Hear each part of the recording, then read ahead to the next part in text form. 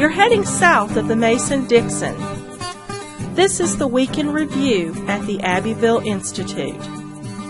Here is your host, Brian McClanahan. Welcome back to the Week in Review at the Abbeville Institute. This is your host, Brian McClanahan, and this is episode 113, covering the week of March 19th through March 23rd, 2018. Glad to have you back on the program. Very glad to be here. Thank you for joining us, and thank you for your support of the Abbeville Institute. If you do like what we do at the Abbeville Institute, please follow us on Twitter at Abbeville Institute, like us on Facebook, and subscribe to our YouTube page. You can find all of those social media buttons at the top of our page at abbevilleinstitute.org. So you can click on those and go over to them. You can also click on our Amazon Smile button, where you can help support the Abbeville Institute while you're shopping at Amazon.com. Also, while you're at abbevilleinstitute.org, you can give us an email address and we'll give you a free ebook. And you'll also get our daily dose of Dixie Monday through Friday and our weekly email on Saturday or Sunday. Also, remember that we do exist on your generous contributions alone. So if you do like what we do at the Abbeville Institute, please consider a tax-deductible donation to the Institute. On our webpage, you can go to the top of the page where it says support. Click on that. There's a drop-down menu there, and there will be memberships for individuals for as little as $3 a month if you're a student or $5 a month if you're not a student. You can help support the Abbeville Institute, help support our podcasts, our website, all of our programs, and anything that you contribute is greatly appreciated. Also, while you're at that support page, you can see a little button that says shop. You can go there and get your Abbeville Institute gear, your apparel. You can get hats, shirts, all kinds of great things. So go on out and do that as well. You can download our app. Go to your app store on your mobile device. Get the Abbeville Institute app where you can get this podcast and all of our lectures. All of that is free, and all of that is supported by your donations as well. Also, if you do like our material on social media, the way that social media is changing, please share our material around on social media. The way the algorithms and other things have changed, it's harder and harder for us to get our material out there and in front of people to see. So please, if you like what we do on social media, please share it around as well.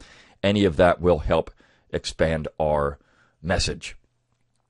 Okay, all of that said, time to talk about the material for the week. We had a lot of good stuff, and so it's one of these things that I think the Institute, a couple of the pieces this week really exemplify our effort to bridge the gap between understanding in the South of, thinking that the South is a 4-year period of American history, 1861 to 1865, that Southern history really is 400 years of history. It's not just a 4-year period when the South declared its independence and was fighting for its independence. That was an embodiment of what the South already considered itself to be, which was a unique section in the United States. But outside of that, even before that, and then of course after that, you had a distinct Southern culture, a distinct Southern heritage. And I think that the one period of Southern history that's often forgotten and neglected is the early 20th century South. And so we had a couple of pieces this week that focus on that. And I would hope that more and more people, particularly academics, who are listening to this podcast, thinking about going to graduate school, thinking about doing things in Southern history, would think about that period of time. Maybe from about the 1880s into around the Great Depression, the 1930s, into the 1940s, because there is so much to talk about in that period, particularly when it comes to political history. And one of the things I've told graduate students is that if they're looking at this period of time, you can actually find a way into the academy, because Southerners were looking at the world around them in that period of time, and they were looking at the financial apparatus that had been established by the war, by the Lincoln administration, and then by the Gilded Age when the Republican Party controlled the general government. And they were criticizing that particular fusion, that Hamiltonian America, that fusion of finance, capital, and government. And so you had people like Arsene Pujol, and you had people like Henry Dillamar Clayton, and Carter Glass, and some of these individuals in Congress, Oscar Underwood, who were certainly interested in this new type of American economy. And they were critical of it. And so when you look at that, and you look even into the New Deal period, and some of the things that were said about the New Deal in the South. Now, of course, anybody that writes about this period often focuses on these individuals and their views on race. But their views on race were generally accepted by America in general at that time. When you have, in the first piece I'm going to talk about, I'll discuss that a little bit, but that was accepted across the United States. So the Southerners weren't unique in their views on race in the early 20th century. Americans in the 20th century generally held the same views. But they were unique in how they were attacking this new fusion of finance, capital, and government. And so that particular position is often accepted by leftists. When you look at the attack on the Federal Reserve, for example, or tariffs, or taxes, these type of things, when you look at support for farmers, those type of positions were well accepted by leftists today, or are well accepted by leftists today. I'll never forget when I was assigned I'll Take My Stand in graduate school, and the hippie that was in the class with me, he loved that book because it was agrarianism, and he thought, yeah, this is great, the South and the agrarian position, I like that part of it. And so you do have an in there, if you're studying Southern history, that you can take that and run with it and perhaps be accepted if you want to get into the academy, be accepted in the academy. And there are all these different Southern political leaders that need more attention. So think about that. And I'm going to talk about a couple of them here. And I would hope that this would maybe pique some interest for some people and look at this 20th century period of Southern history. If I had to do it all over again and go back through graduate school, I think this is the period I would focus on, because it really is a period. This, and also this, what's often called, quote-unquote, Northern opposition to the war, I think that's a period that's also out there for study and for greater analysis. And I did that a little bit, but that's a growing field as well. So there are a couple of areas I think that you could focus on that would be, if you're a graduate student, that would be acceptable in the modern academy. So let's start with these couple of individuals in the New South that I think are interesting, and also which show that Southern history is not just a 4-year period. So the piece we ran on Monday is entitled The Lost Tribes of the Irish in the South. And this is an address that was given in New York City in the 19-teens by Irvin S. Cobb. He was invited to New York to give an address about the Southern Irish. And this was before a large contingency of Irish. Now, not many people know who Irvin S. Cobb is. But in the 19-teens, Irvin S. Cobb was the highest paid journalist in the United States. He was from Kentucky. He had written a number of interesting stories, the Judge Priest stories, which later became feature films. He had written these. But he also was a well-respected journalist. In fact, he worked for William Randolph Hearst's newspaper in New York. And so here's a guy from the South that everyone loves. And he gave this particular talk before a bunch of New Yorkers, Irish New Yorkers, and he defended, or at least exposed, Irish Southerners to the North. And Cobb found out through his genealogical research that he was actually, in fact, Irish, that he wasn't Anglo-Saxon. And in the early 20th century, when people spoke of race, they actually spoke of the Irish as a race, as Anglo-Saxons of a race, as Germans of a race. This is what they talked about when they talked about race. It was not just skin color. It was, what is your ethnic background? Where are your people from? That was a race, and people were very interested in that in the progressive era. These are all progressives. Cobb was a progressive. He was a New South proponent. But he also admired the old, and he admired Southern tradition. He really liked it. And when you look at these stories that he wrote, they're very progressive, even in their interaction between white and black Southerners. But he held views on race that were typically held by all Americans. He made racial jokes at times, and even in print, he made these kind of jokes, and people accepted these things, as they don't accept them today, but they were accepted in the early 20th century. And so when you go back and look at these individuals and people say, well, we're just going to focus on their views on race, you're missing the entire picture. If you just focus on that one, then you're going to have to focus on all of America. And this was the same thing in the 1850s, which we've talked about on this podcast, and how these positions on Lincoln's positions on race were the same as Jefferson Davis's positions on race. They were one and the same. They were no different in the 1850s in particular. So you get into that area that people say, well, these were odd. They weren't. Not for the time.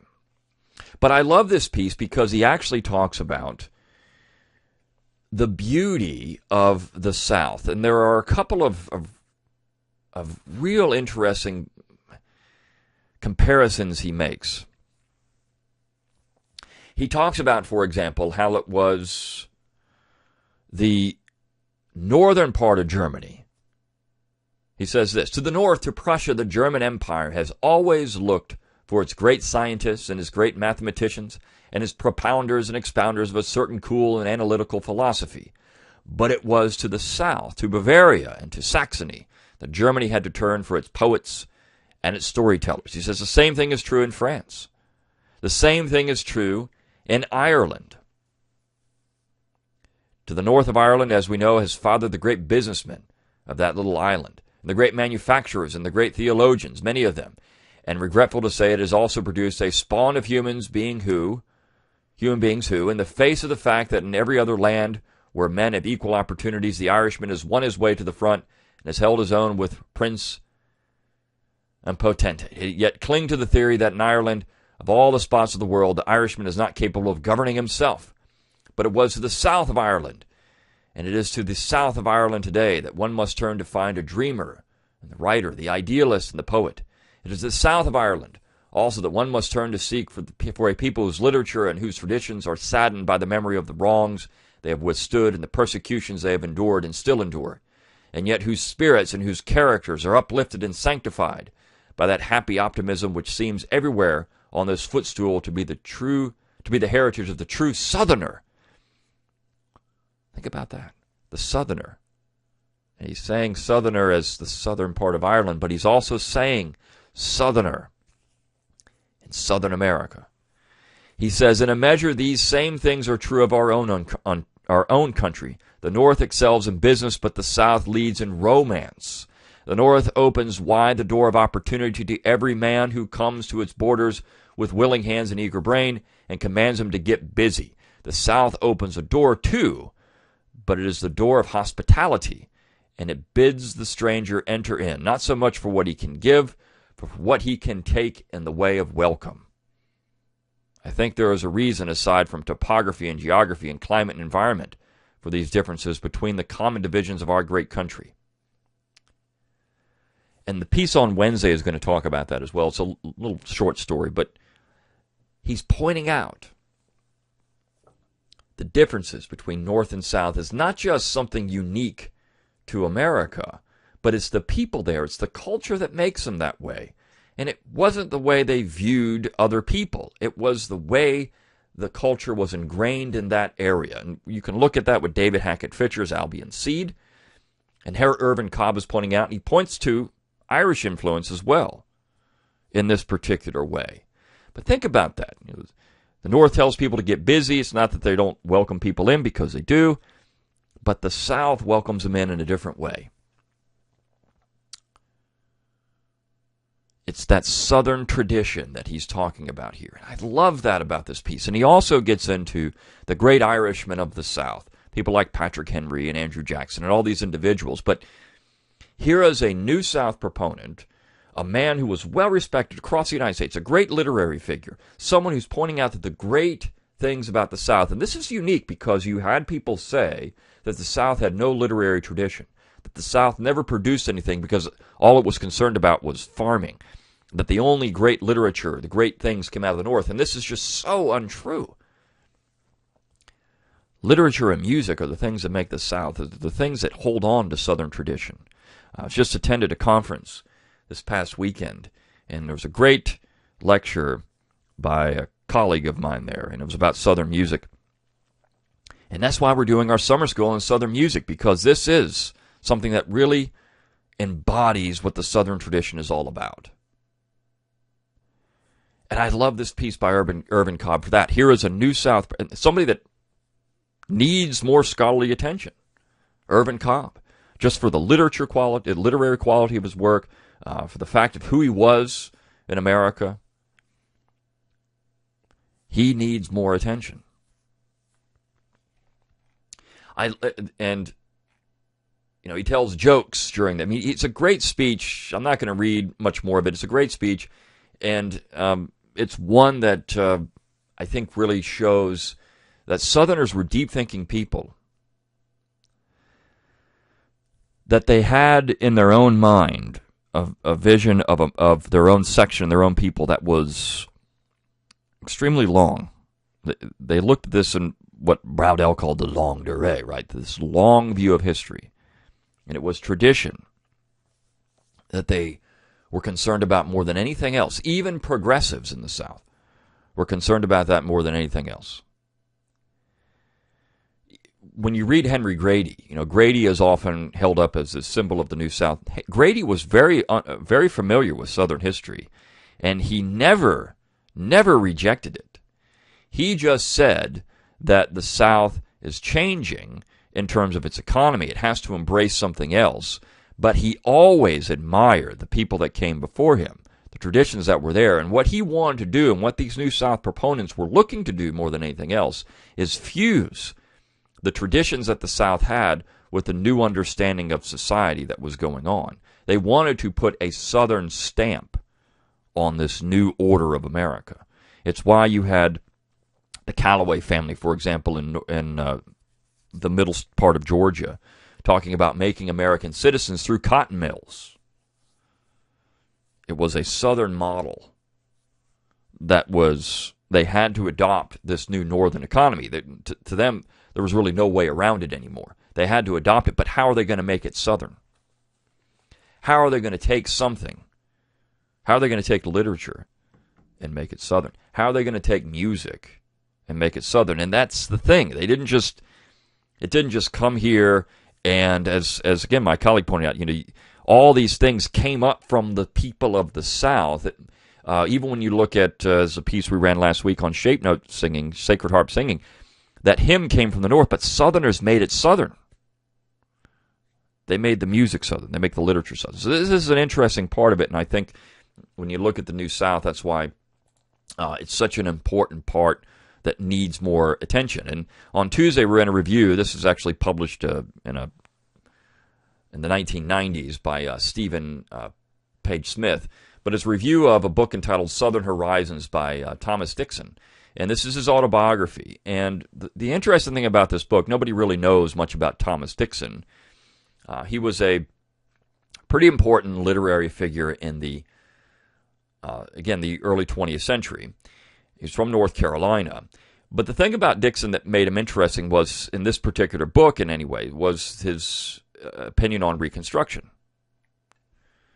He talks a lot about Reconstruction.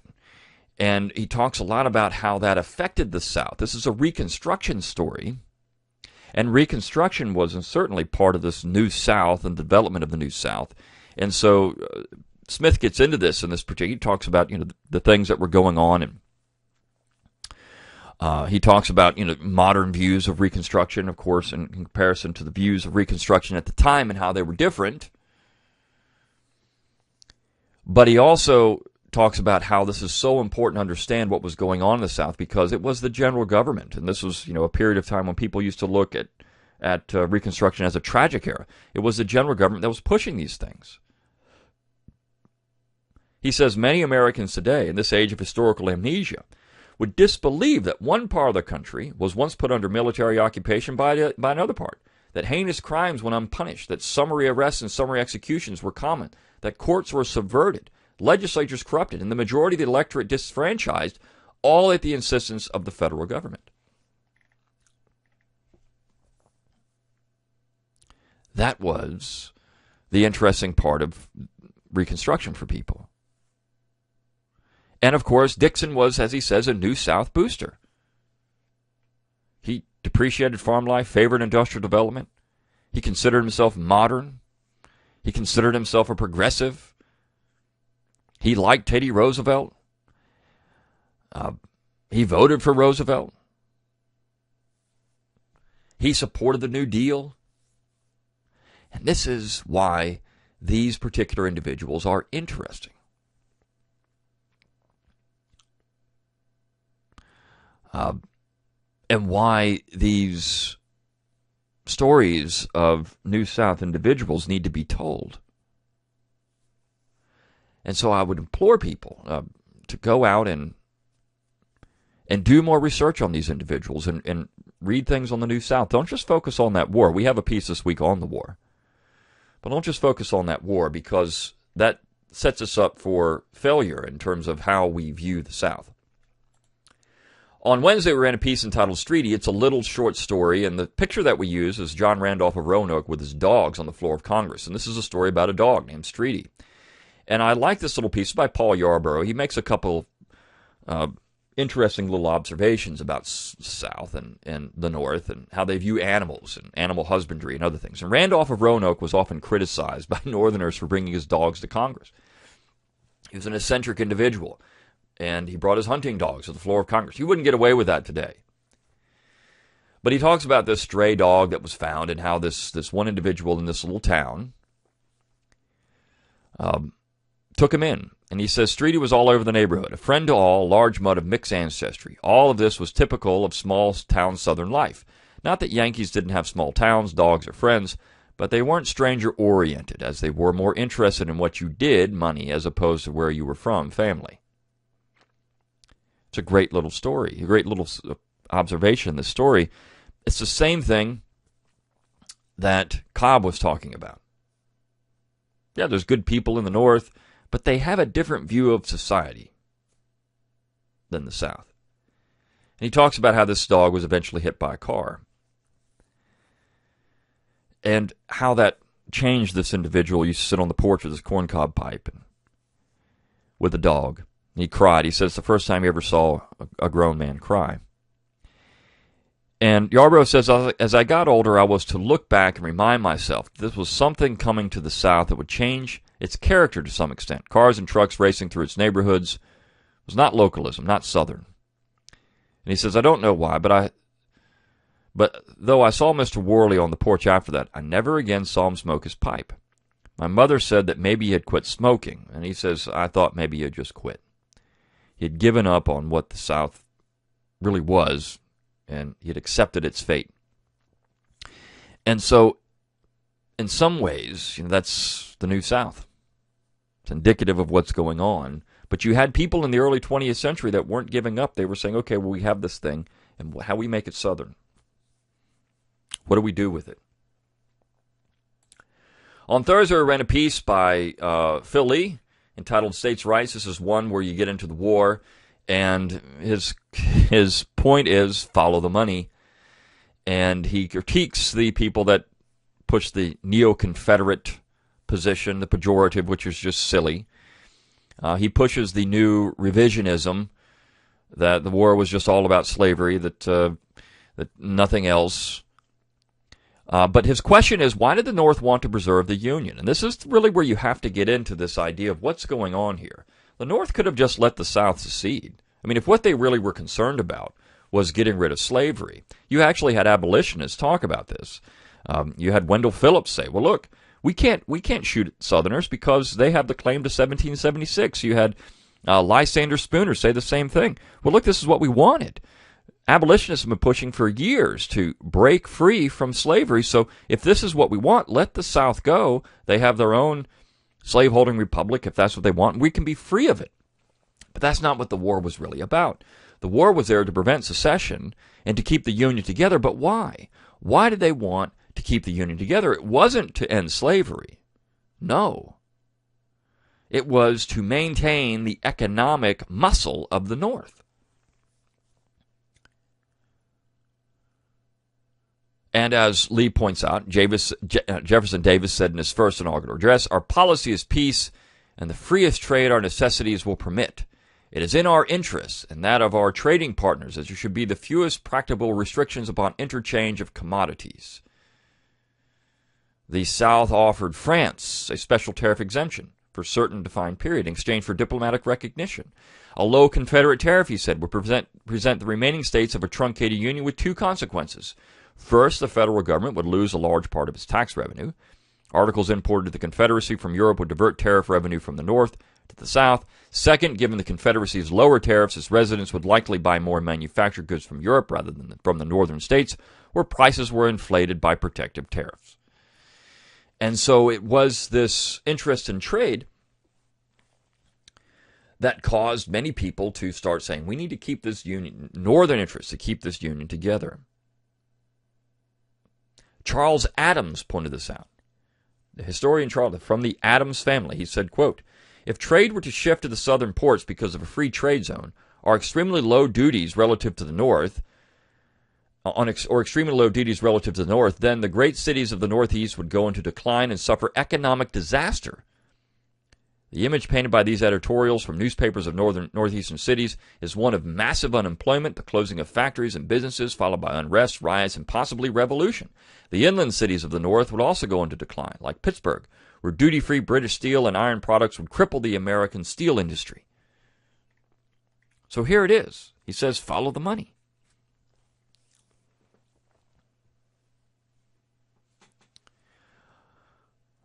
So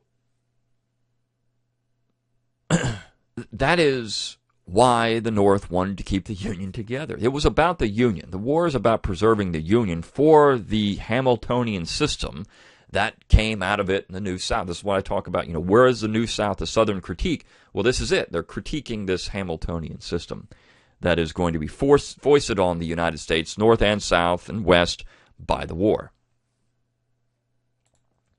So this centralization, this idea that there's going to be extreme centralization, and where that comes from is the point of the last piece of the week. His Truth is Marching On by Dissident Mama. It's the third part of this series that we published. And this particular piece is interesting because this gets into Northern ideology and this puritanical zeal to centralize, this puritanical zeal to expand, and to make the rest of the United States in the image of the North. This is another Northern Studies piece. The impact of the Enlightenment. And it's not that the South was immune to these things. Of course, it wasn't. But the way that the North believed in centralization, it had to be their way. It had to be their way or no way at all. That was Northern nationalism. You see, Northern nationalism was in fact sectionalism, disguised as nationalism. I've talked about this on the podcast before. We've had pieces about that. Southern nationalism was real nationalism. They wanted something that was benefiting the entire Union. This is what Calhoun said when he talked about the Union next to our liberty most dear. I mean, it had to be equally benefiting. The laws had to equally benefit and burden the North and the South. And if they did that, then they were a true law in the spirit of the Union. You couldn't just play favorites, one section over the other. This is what John Taylor of Caroline talked about that. Southerners were well aware of these things. Northerners wanted to use the Union to their advantage, which is what they considered to be nationalism. That's Hamiltonianism. Even when you look at Henry Clay, who was a Southerner, his American system, which is Hamiltonianism, I think in some ways Clay was still more of a real nationalist than the northern purveyors of that particular position. He thought that these laws, unconstitutional as they were, would help the West and also Southerners. I mean, if you had internal improvements in the South, that would help the South and would help. But I think he was misguided in this. But still, because of the legal issues involved. But still, Clay was a nationalist in a way that even Calhoun was a nationalist originally. And Calhoun was a nationalist when he first started his political career. And he always said that he was a unionist, a nationalist, until the last day of his life. But the Union had to do what it was supposed to do. Calhoun, for example, advocated supporting internal improvements because it would keep the West and the South together, united as agrarians against these northeastern manufacturing interests who wanted to hijack the country. And so this is why, when you look at Northern studies and where you look at this cultural imperialism of the North, this is why they were doing it. It's why they were doing it. And the Constitution became the way to centralize. And Northerners rejected tradition.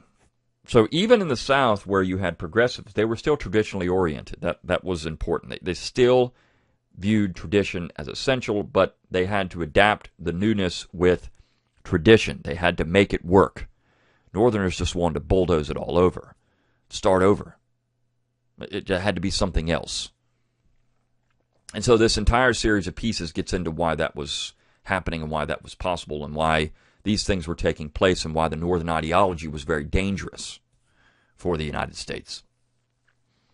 And all of that's to say that studying these things, studying this 400 years of Southern history, is important for understanding what the Southern tradition is and what it means for America today and what is true and valuable in that tradition. The critique of industrial capitalism, for example, of the fusion of government and finance, the real grounding of Southern literature, music, and culture, all of that, what all that means.